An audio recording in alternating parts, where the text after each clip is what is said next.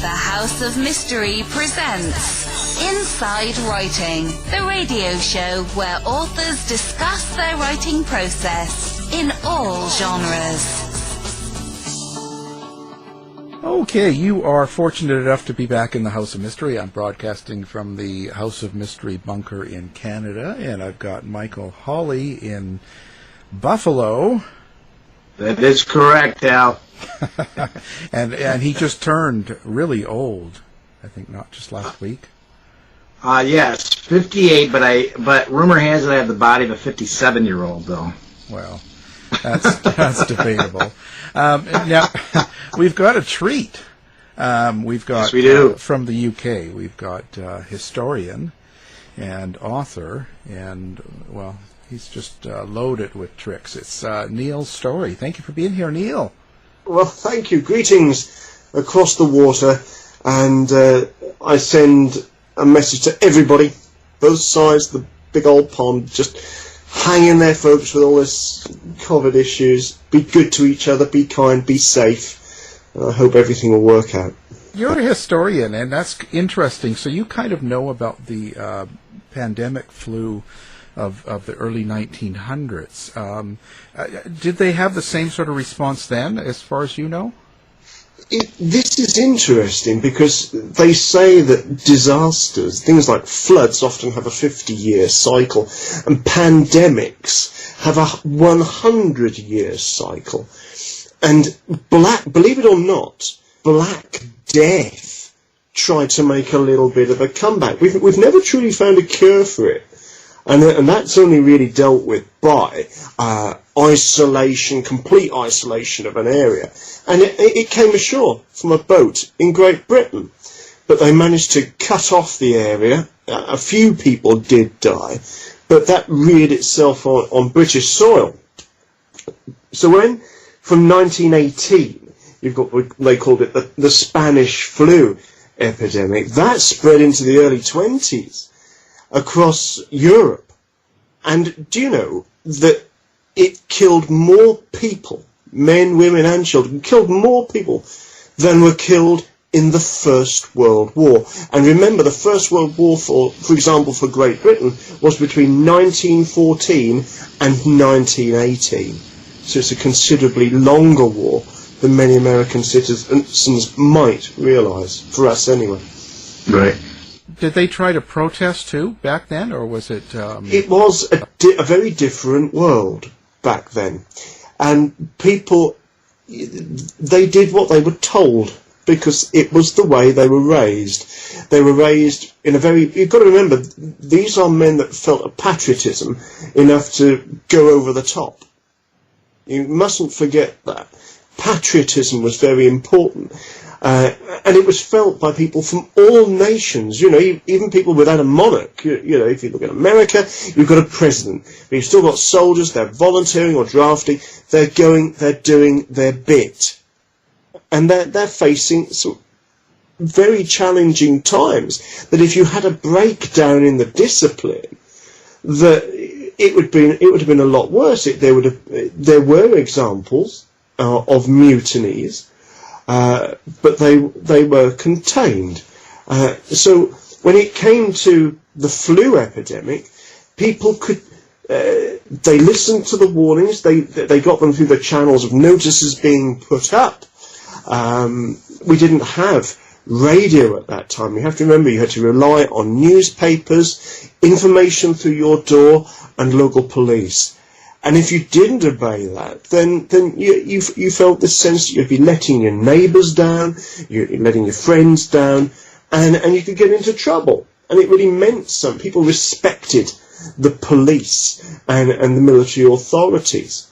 So yeah, for the flu epidemic, they were pretty good because they could see why. They understood why you had to stay in.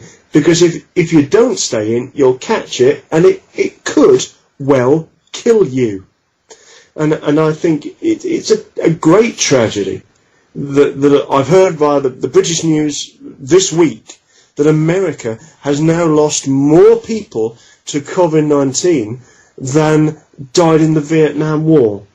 Yes. And I think that's a very, very, very sad state, and all of our hearts go out to our friends and our many friends in America and everybody in the States.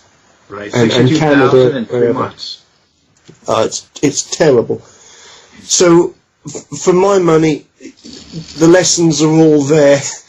As a historian, it's there. I don't see it as anything to do with control. Everybody is entitled to their views, and of course we all respect that. But I think it's quite clear that it's real. It kills. And it's quite an easy way. You don't need to go even have an injection to get over it. You've just got to stay in and reconnect with some family, enjoy some books, enjoy some TV, cook at home if you can. Just make sure and just be good to each other. That's the key. Well, we don't want Michael cooking. I hear Mike's a bit of a demon in the kitchen, actually. Yeah, that's why my wife kicks me out of there. She's an awesome Italian chef. So if I get in there, do the dishes because I love her food. Sounds pretty good. Yeah. Just give him a beer and he's fine. A fine lager. Yeah, fine lagers. A fine lager. That is correct. Now, talking about Jack the Ripper, I was going to say this kind of ties in. So, in the late 1800s, what was London like? What was it like to live there, and what was the atmosphere like? Were people working? Was there a lot of crime? What was going on? Well, in the 1880s, we have to imagine this is the London of Queen Victoria.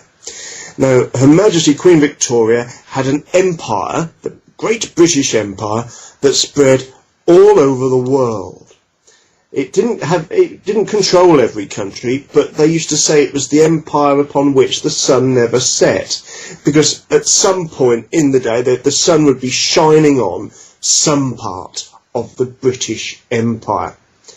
But as we all know, sadly, in some parts of the world, in Africa and India, there are people in abject poverty. And when you think of Victorian Britain, you think of all these fine skirts and dresses and the high street pictures that you'll see on engravings and photographs. But that was half the story. You have got an underclass, an underbelly that was locked away, like a lot of things in Victorian Britain, if they didn't like the look of it. For example, there were public executions until the 1860s, and there were complaints from people like Charles Dickens, the well-known author, that this was a vile public thing to do in public. Execution is wrong in general. And all the British authorities did was they closed the doors on it. They said, right, we will conduct executions behind closed doors in prison. And so they did until the 1960s. So there's a lot of things hidden. There's a lot of things that are ignored. But if you went to the East End of London, London was it's the heart of the British Empire. There is great wealth there, but there is also abject poverty. And the poorest part of London was the East End. This is where, remember, there's no social security checks. You'd have to rely on charity. Men would want to go and work in the nearby docks. If you look on a map of London, this sort of U shape where you see, maybe if you see the British soap opera EastEnders, the East End is just above that loop that you see on the aerial photograph. And so men would go to the docks, they'd queue up, but if there's no work for you, there's no money for you. So they end up kicking around the streets, scraping by what they could, picking rubbish out of bins off the ground to eat. Some people were so poor they would even have to pawn their own boots to try and get some money. And of course, this is the tragedy of the East End, that women that had ended up there were so poor that sometimes they would sell their bodies to get another drink or get a DOS for the night in a DOS house. It's pretty incredible. Now, so why is Jack the Ripper still held on to everyone's attention all of this time after, and why are so many people so into it and so involved that they have an array of suspects? You guys have your meetings, your magazines. There's books, there's movies, there's series. What keeps this alive? Well, I think what it did initially in 1880 was that 1888 it exposed this underclass, and of course we're always interested. I think that's why a lot of people are interested in murders. It's because they're not into the gory side of it, but what they want to do is go beyond the barriers, beyond the tape that you see on a modern crime scene. They want to go beyond that and get involved with the investigation, the story behind it, the circumstances behind it. And because since 1888 this is a mystery, there comes a point where cases have to officially be closed, but more modern audiences will be more familiar with the term cold cases. Cold cases that are 20, 30, 40, 50 years earlier get opened again. And for many people, the Ripper has never been closed. It certainly went into more of a lull, I think, from around about the early 20th century up until probably just around the time of the Second World War, just after. Around about that period, when you get books starting to mention it, books on mysteries, and then you get Ingleby Oddie wrote his Inquest book, which talked about people going on this remarkable tour of the crime scenes. These were not regular tours; these were members of the Crimes Club, or barristers, or old police officers. They'd all kind of get together and go on these little walks, because at that time all of the sites were still there. You could stand on the spot. And then in the 1960s, particularly the 70s, you see more of a renaissance with people like Tom Cullen, who was able to talk to people who were kids at the time. And he wrote this very good Autumn of Terror, which is one that really sort of got us in. I think it captured a brand new lot of imagination. There's Dan Farson, people like Melvin Harris as well, and of course the Stephen Knight, this sort of final solution, this answer to it that emerged. He didn't devise the whole story. It was a story that came by a somewhat circuitous route that involves the royal family, the Queen's surgeon, the artist Walter Sickert, and embroils it into a Masonic cover-up that even fingers, the Queen's grandson, Prince Albert Victor, the Duke of Clarence and Avondale, as Jack the Ripper. How seductive is that? When you say it, it sounds great. And Neil, one of the authorities is Stuart Evans, 50 years worth. And in 1995, he put out a book that was a rediscovery of the suspect Francis Tumblety. And what happened is that the very next book from an authority on that person that I take seriously is your book, The Dracula Secrets. Wow. And the reason for that is just what Stuart Evans did, is he had to stop research after 2 years. And he was hoping people would, pick it up and continue. And in your book, you have these letters from Francis Tumblety himself that when you read those letters, you can start to peer into the mind of that suspect, which I would love you to talk a little bit about that. Well, I must say that we got kind of up to Tom Cullen and Dan Farson, and I will certainly freely recognise the late, great Richard Whittington Egan and Martin Fido and Paul Begg. and they're the guys from the kind of 80s, and Paul's still going very strongly. We've sadly lost Richard and Martin, who I counted as a friend, a fellow academic, and we shared a great love of history. And then beyond our work, there are other authors, and very good authors too. But Stuart has combed, really, Great Britain in the days before the internet. He had a great network of book dealers, antique dealers, collectible shops, and he combed it. This is when it was enormously hard to draw on this material. You had to have a good reputation, you had to sometimes put your money where your mouth is, you needed to know what to look for, and you had to be assiduous in your research at the time. And Stuart Evans was that man, and the books that he produced before people could so easily look on the internet and before newspaper searches, it is a truly remarkable body of research. Yeah. And when I came to write my book, I wanted to do a book that sort of looked at an overview of London in the period of Jack the Ripper. It became Jack the Ripper's London. And it was done kind of day by day, and it looks at ghostly stories and crimes and murders, and it pointed out quite a few different aspects. For example, that knife crime, fatalities through knife crime on the streets of London, knife crime murders, very, very rare in the 1880s. For example, I was expecting to find knife crime rife. It wasn't.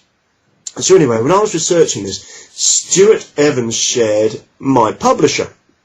And my editor said, look, this is crazy. You guys don't know each other.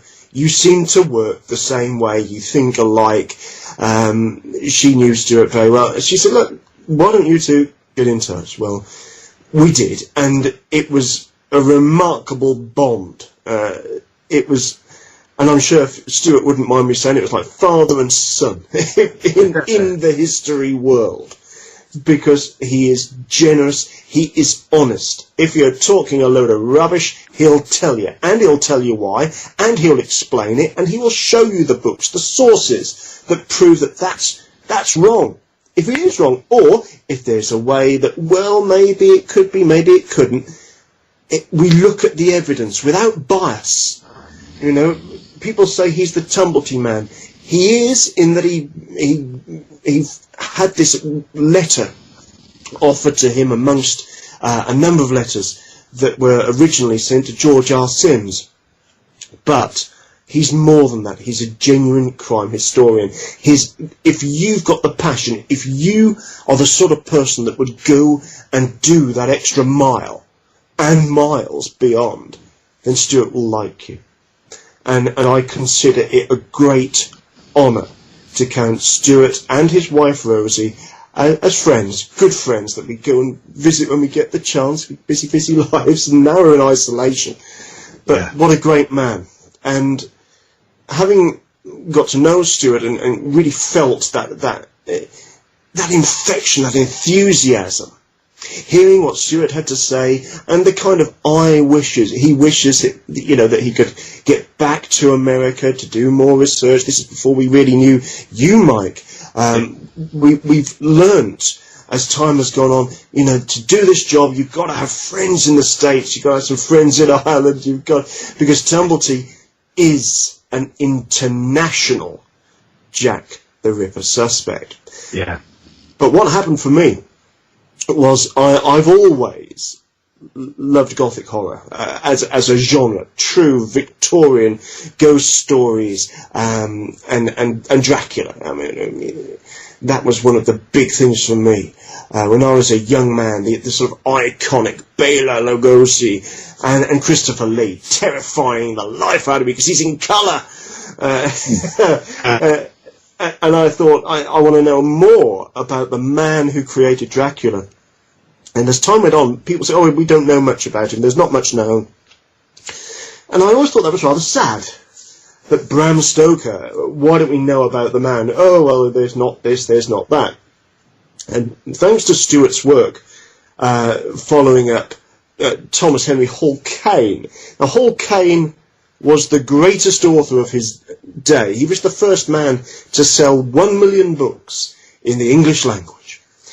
And Hall Caine was a great friend of Bram Stoker. They both idolised Henry Irving, the greatest actor of his day. Bram Stoker was the acting manager at the Lyceum Theatre. Hall Caine came along as a guest, and the night they met, it was either going to be love or hate, because, you know, it could be a jealousy thing that, but, you know, but they get on. And they got on enormously well. And it was through that connection. There was a documentary featuring Stuart about the discovery of his letter, where there was mention of this archive on the Isle of Man. Right. And I suddenly thought, hang on, Dracula is dedicated to Hommy Beg. Now that's Manx for little man. And that was the name given by Thomas Henry Hall Caine. That was her pet name for him. And the dedication in the front of Dracula is to Hall Caine, Hommy Beg. And at that time, the letters which were in the Isle of Man archives were not released. It was part of the Hall Caine archive. It was roughly 10 years. They'd been released, and then they had sort of 10 years to sort through them, catalogue them, because there's fascinating letters from Rossetti, Dante Gabriel Rossetti, Wilkie Collins. You think of great luminaries of their day, the writers that he corresponded with. There's a lot in there. And I helped go through the last box, where we found 2 more Tumblety letters. Wow. And you can imagine that we thought there might be a handful. We had no idea that when I got there, I was able, after the first day, to ring Stuart and say, "You're not going to believe this." I always called Stuart Gov. In the British police force, if you're the senior officer, "Hello, Gov, I've got something to report. It's on all the TV shows." You know the sort. I said, "Gov, right. You're not going to believe this. This is the greatest concentration of Ripper letters from a contemporary Jack the Ripper suspect that has ever been found." Yeah, it was an incredible cache. It really was.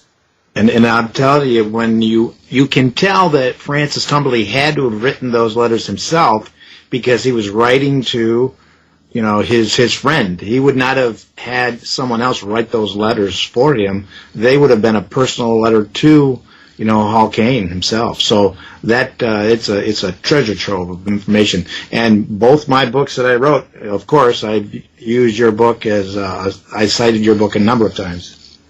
Well, Mike, when I got those letters, you could imagine I was very, very excited. And I did want to have some sort of analysis. We knew that their provenance was beyond any question. They'd been in crates and boxes for years and years and years, properly stored away in a recognised archive. There are gaps, of course, in the collection because of the way they were stored for decades in Hall Caine's own lifetime, and things went missing from his summer house, his writing room. But the provenance is good. But I wanted somebody to look at these from not just a graphology point of view, so the graphologist that looks at handwriting. I wanted a forensic document examiner to apply modern skills, and I paid her, the correct sum of money for her professional. Her name is Ruth Myers, and she has worked on some of the infamous cases in Great Britain, people like the Ipswich Ripper, and there were 2 young girls killed in a notorious case in Cambridgeshire as well. She's been involved with these cases. She's a genuine expert witness, and so I sent her some copies of these letters and got her to perform, to do just what she would do, with no indication of who it was written by, but just to look at them, and she confirmed it. Although the handwriting is very different between some of the letters, they are all by the same man. It is from his disturbed mind, really, that it shows that all these different personalities. And I've got to say that I would like to pay tribute to Mike. You see, we can only do so much in Great Britain. And the American newspapers, I can't access everything online. I don't know where to look. I'm no expert on America. And I've got to say that the American torch is very, very much in Mike's hand, and the various historians and Tumblety researchers in America that seem to be pretty darn good at talking to each other. And this is I think one of the greatest things of Francis Tumblety as a suspect, that because he is so good that people tend to get on with one another when we're researching him. Right. We call ourselves Team Tumblety. I think it's pretty good. We've all got to work together, but I think that torch is with you, Mike, over there, because you have forged forward, taking those letters to places that I could have only dreamt of when I wrote the book. I was hoping that one of the television companies that I was working with would pick up on the analysis of the handwriting with regard to a letter known as the From Hell letter that was sent to George Lusk, the chairman of the Whitechapel Vigilance Committee, with half a human kidney. Now, Mike and I had a chat a while back, and I understand, is it in America that somebody's actually picked up on that analysis? Right, and actually, Stuart Evans knows about her. Michelle Dresbold out of Pittsburgh, she had looked at the From Hell letter, and she matched it up with Tumblety. And then, but of course, when you look at the ripperology as a whole, just as you were kind of alluding to, some people don't take that too seriously, but then again, in certain cases we can. And and to me, I think that we still have more to go, especially with the cache that you discovered with that. And question, do you think that there are more letters there? Yes, well, not in the archive on the Isle of Man. I'm absolutely convinced, because they are very thorough in the Isle of Man archives, that they cherish what they have. Not just the Tumblety letters, all of the material that they have there. They're very, very good at making things accessible. And it is a pleasure. Wendy Thurkettle, I take my hat off to her and thank her and the Isle of Man archives for being so generous when they helped me with my research. Right. But beyond that, because Hall Caine lived in this big house called Greba Castle, and his residence was he did a lot of his writing in a sort of summer house, which became a bit of a dumping ground. Now, I think in the same way that some places that store lots of records, it gets rather tiresome, and a box or two get chucked out without. We at Wondery, creators of Dr. Death, Scamfluencers, and Over My Dead Body, go deeper into complex true crime stories to give you an inside look at the facts. And now we're launching the ultimate true crime fan destination, Exhibit C. It's truly criminal. Wondery's Exhibit C gives you the detective's lens of all of the evidence, taking you step by step through the twists and turns of each true crime case. Join the Exhibit C online community to access exclusive show merchandise, member-only content, and to hear directly from top criminal and social justice experts, witnesses, and investigators as they take us beyond the evidence and into the case file. Join now by following Wondery Exhibit C on Facebook, or find us on the web at WonderyExhibitC.com and listen to true crime podcasts on Wondery and Amazon Music. Exhibit C. It's truly criminal.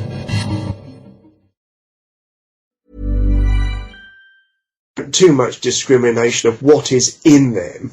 No doubt he would have prized certain letters from Rossetti, his correspondence with to and from Bram Stoker. You know, he treasured his Stoker material. But other things like the Tumblety, maybe I think there was some that were thrown away.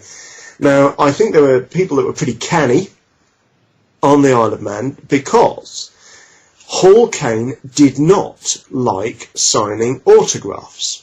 And one of the greatest content of the Hall Caine archive were lots of these letters, and we thought, wow, these look exciting. And they had to be carefully opened, you know, an archivist there. But it turns out that these were people sending picture postcards of Hall Caine, often with a return envelope saying, please, would you sign this for my autograph collection? And he never signed them, he never returned them. He did not like signing autographs. You can see them there. I should think there must be well over 100 of these unreturned, and probably more. They were just the ones that I saw. And I think people were pretty canny, that if you had something from the greatest author, or greatest selling author of his day, you wouldn't have heard of him today, most people, but he was enormously popular back in the day.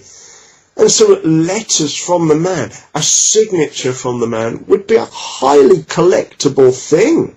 Wow. And so that's why, over these years, these batches of letters have turned up, and they are in private hands. And thanks to the kindness of a number of those people coming forward, modern collectors or people who have inherited old collections of autographs and letters from, you know, great uncles or great granddad, and allowed me to access them, they're rather interesting. They really are. So I think there will be more. All of the Tumblety Hall Caine letters that I am aware of and I published, they are all the ones that are in the Isle of Man archives.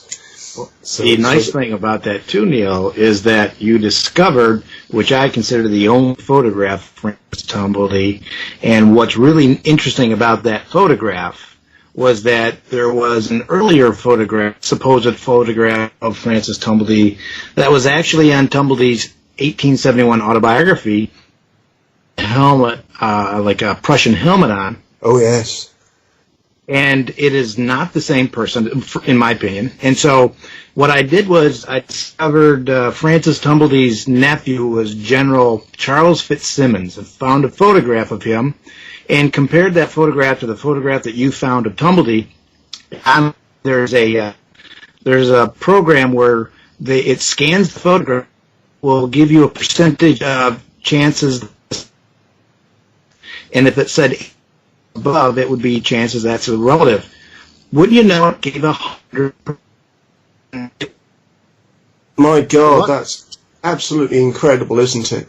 So that's I knew the photograph came from one of the private collections, and on the back, and it was one of the photographs that was originally sent to Hall Caine, and it's even signed on the back affectionately. When Tumblety always signed off to him, it was affectionately yours. Yeah, and it was FTMD. And it's the same handwriting, it's absolutely right. And so I knew that I could be confident in this reveal to the world that it is Francis Tumblety. The person that owned the letters and photograph had no idea. They did not put that in my hand and say, this is a portrait of Francis Tumblety. At all. They said, here is the collection, here it is, it's been built up over a number of years, and there are some photographs, which included some actors and actresses, and there it was. You can imagine, I almost fell through the floor when I found it. But you see, the New York Historical Society had this copy of the Tumblety book, and that's the picture we all had to go on. Yeah. And I think for a while there were people that didn't like Tumblety on the grounds that they had visions of this man wearing jangling spurs, a cape with a fur collar, and a spiked helmet striding through the streets of Whitechapel as Jack the Ripper. And I thought, no, for goodness sake, no. And I thought there was certainly a similarity to the man there. But what swung it for me was certainly the handwriting, the provenance, the look of the man. And when I compared it, there's an earlier Tumblety booklet, which has him as, he's got quite bulbous eyes and what looks like a very ludicrous moustache on there. And if you compare those two, there is quite a likeness to it. So I thought, well, there's got to be something in this.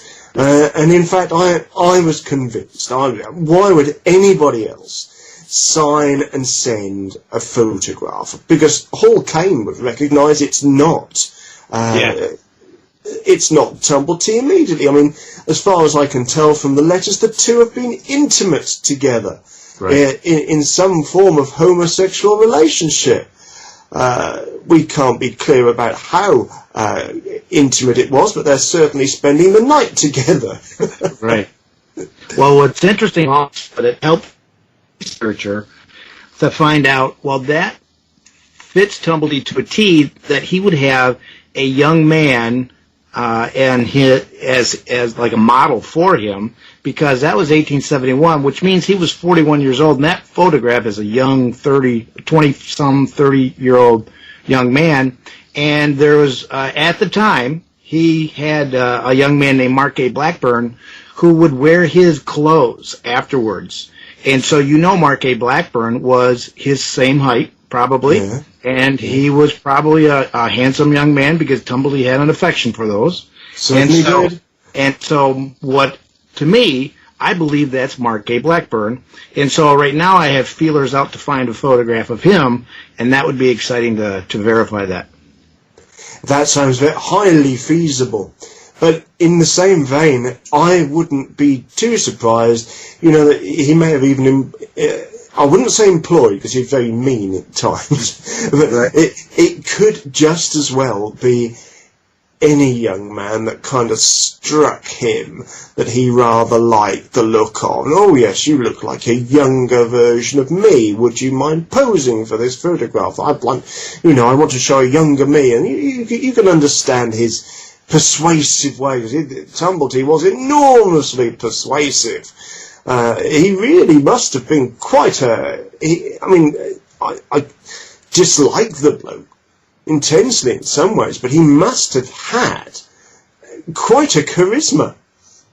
Yeah. What do people have to look forward now with newer stories or things that are discovered? Like that's interesting. I think I would like to look at the victims of Jack the Ripper in general, because dear old Martin Fido coined a phrase, the canonical five, and it certainly works very well. There's a lot of logic to say, yes, it's rather like a canon of work, as sinister as that work may have been, but the canon of five victims ascribed to the killer Jack the Ripper. I will emphasise that this is not my discovery. I think it's a discovery that's really been brewing over a number of years, and is quite a cumulative thing between profilers, people that have worked in clinical psychology, researchers, both academic and amateur, because let's face it, there's some pretty good amateur sleuthing going on out there too, but it's a widely shared thought now that there were 6 viable victims of the killer known as Jack the Ripper. And this comes from an understanding of profiling and how serial killers work. This has been looked at on both sides of the Atlantic by people like John Douglas, Robert Ressler, back in the day, that have looked at the profile of Jack the Ripper. And I understand the FBI still use that as a bit of a case study. That's quite useful for teaching those learning the techniques of investigation. And the idea is that the sixth victim was before any of the canonical five, before Polly Nichols. Now, Polly Nichols, she's the victim on Bucks Row. She's in late August. In early August, in the early hours, the 7th of August, 1888, the body of Martha Tabram was found on the first floor landing of a tenement known as George Yard Buildings. And she was what they would call in London an unfortunate. And I think we do need to be clear that some women were full-time prostitutes, but in the East End of London, the reason why so many women were absolutely terrified that they could become victims of Jack the Ripper is that they lived life hand to mouth. And they might be doing okay one moment, doing a piecemeal job, or in a relationship, and the next thing you know, the old man's gone, or he's died, and you've lost your job, and you're destitute, and you'll end up selling your body on the street. It could be you. So we have to remember that, and I think that's important. And Martha Tabram was found on this landing on George Yard Building, and she had been stabbed 39 times. So now I challenge anybody to grab just take a pen in mid-air, or just make a fist, and just stab into thin air 39 times. And you think of the anger that must have been in that killer. So, Neil, I'm going to do some research right now with you since you're here, because I have a question for you.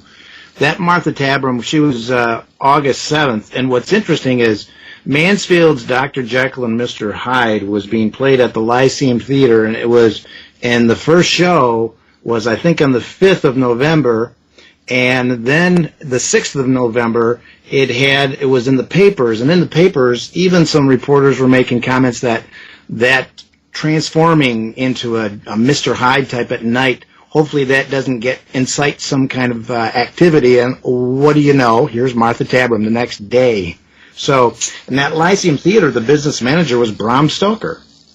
Yes, the Lyceum Company at that particular time were on tour. So that's how Mansfield came to have the stage.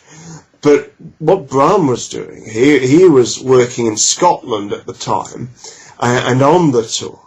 So he was able to see the case from both sides. So he would be reading the newspapers because it's a long journey by train, so he could get up to speed with the case. But also, when he's having to touch base at the Lyceum and going to see his family, who lived in London at the time as well.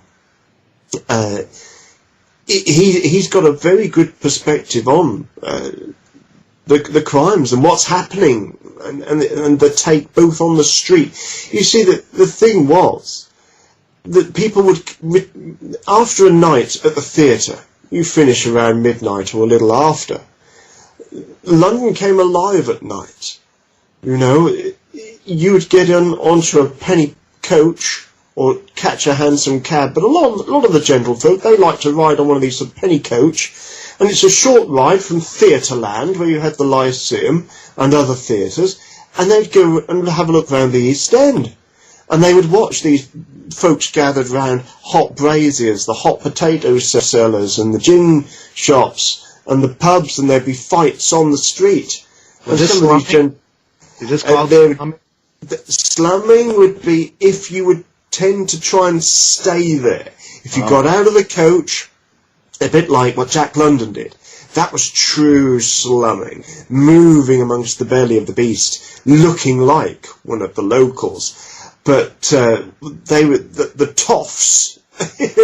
the nickname of the posh devils, it would be taking a walk on the wild side. Sometimes they would refer to it as slumming. If you got out of the coach, that was a very different and quite dangerous experience, because if you got to imagine that the streets, the main street, Whitechapel High Street, big broad street, that's okay. In fact, you had people with quite a lot of wealth, because you had the London Hospital down there. They were living on that frontage, and there'd be stalls and all sorts down there. But if you went off that street, you'd be in some of the most deprived streets, up the alleyways. Like if you went up George Yard, up by the White Hart, off Whitechapel High Street, that's abject poverty there. You see, it was a dodgy thing, and if you went up one of these alleyways, with a woman of the night, and unfortunate, you paid your money, well, it could well be that she'd have an accomplice up there in the dark, and they'd do what they call shag bagging, and which is when they have a sock filled with clay, and they'll either whack you across the head when you are incapacitated, because the unfortunate woman would bend forward, flip her skirts up. She wouldn't lay on the ground. And you would not, once your breeches are dropped, and you're in quite a vulnerable situation, that's when the accomplice would shag bag you. Good old thump to the throat. You'd be knocked out. You'd pocket watch, your money would be nicked. And then the next thing you know, you'd have a mutcher come along, or a felcher. And that means felch you around looking for any money that's left. Or they'd take your clothes. And the last and the worst of them, these sort of felchers, they would come along, they'd even take your boots, you'd be next to naked. And you'd be lucky to get away with your life. Right.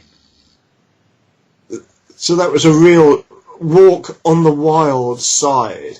But people would do that. They would sometimes go and fight with the locals as well. You'll see engravings of gentlefolk, gentlemen in their top hats and best dress for the theatre, on their way back, with a few of their gentlemen friends. They'd go and have a little bit of a thump up with some of the East End roughs to see if they can hold their own against them. It was a very different world at that time. But anyway, the point of Mansfield, his performance, if you think of the way audiences reacted to Psycho in America, this is how his performance affected people in London. The terror became infectious. People would go anticipating being frightened. And my God, he delivered it.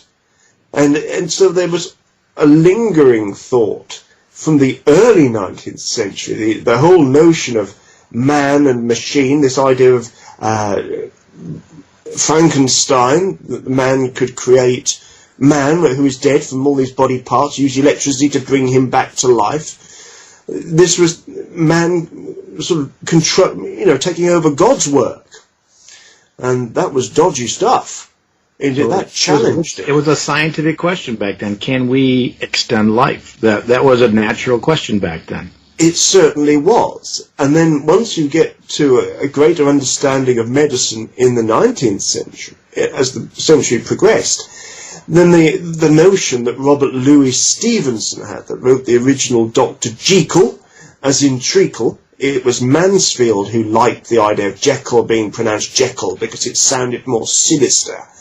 They thought, well, what about this potion that a man could drink and become a monster? It was also allegorical.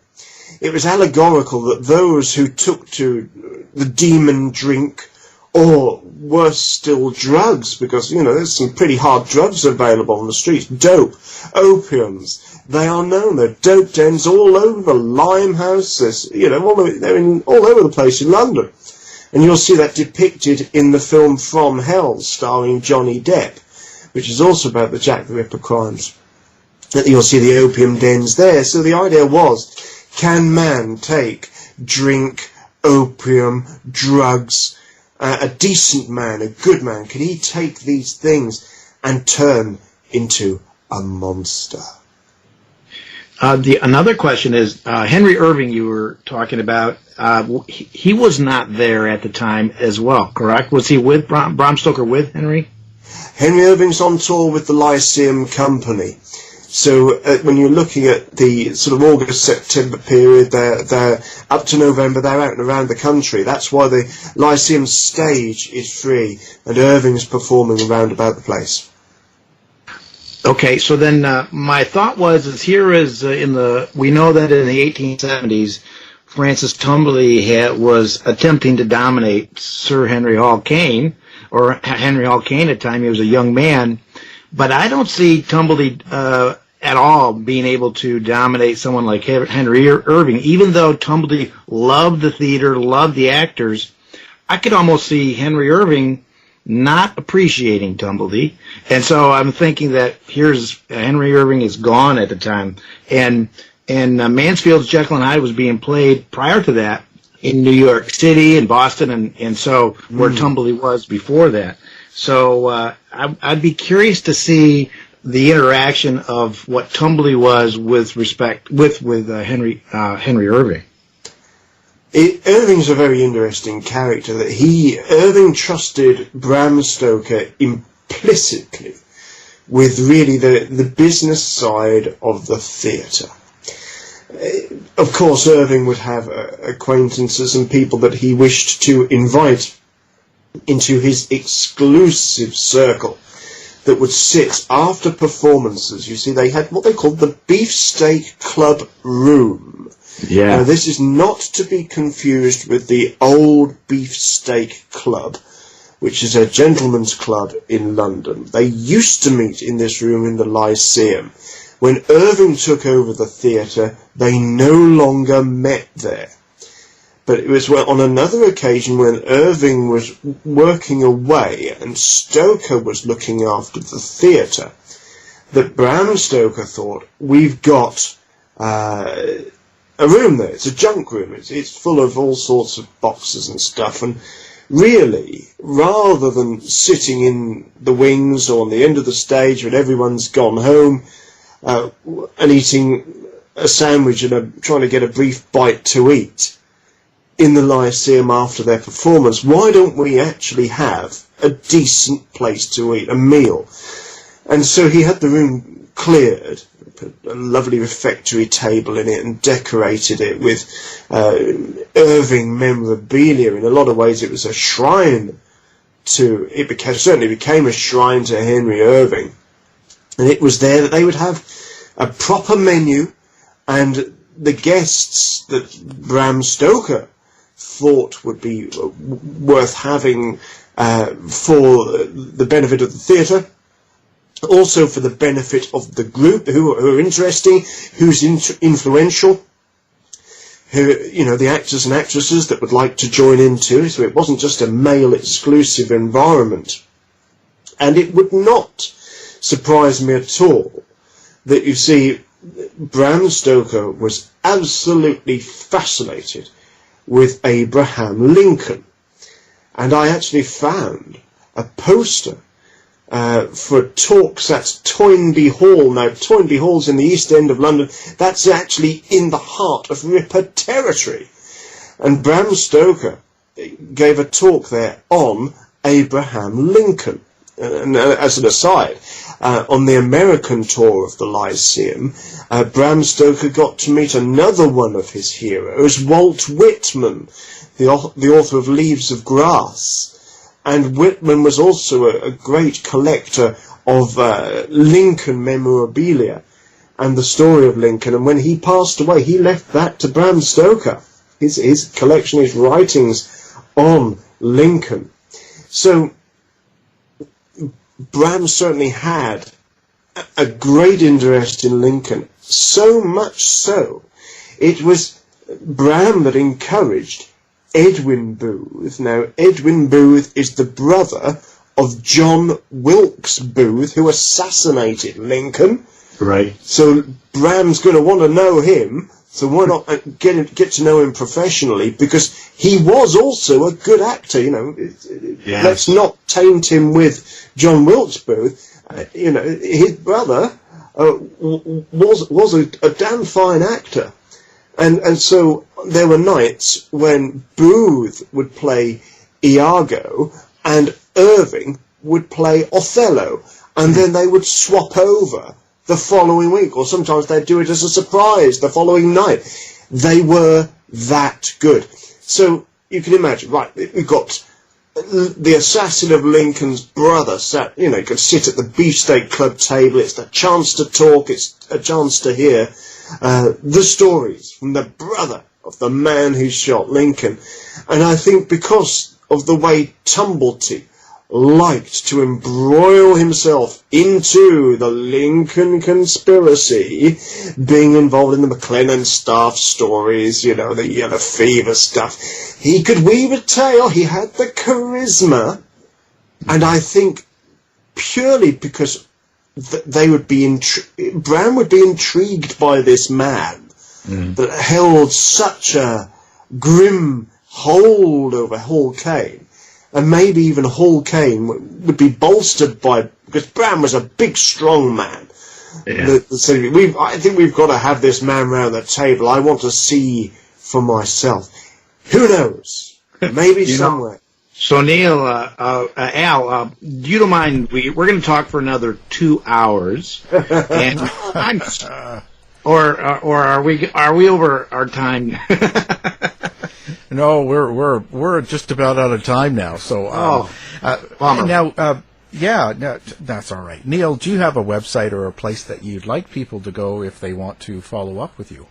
If they want to follow up, look out for my book. Mike has spoken so very kindly and highly of it.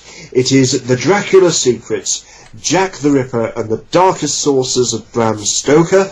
It's published by History Press, and it's available. You can get it online from Amazon, or can be ordered from good bookshops when we could go out and about. But get online, get a copy, and they'll be more than welcome. If they're really interested, you can always find me via my publishers, or find me on Facebook. Yes, join the community and see our adventures in history. Well, one benefit of my copy is mine's signed. It is.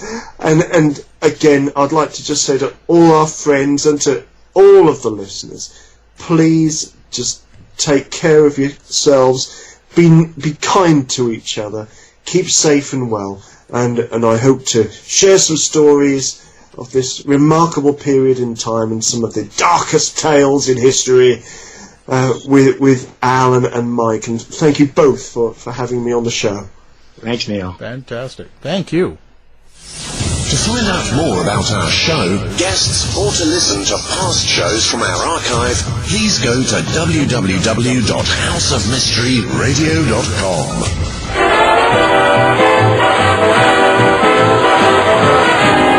The mission has been completed. The end! By George, he's got it! It is the end! I'll see you. If you're lying to me, I'll be back. This has been a production of Something Weird Media.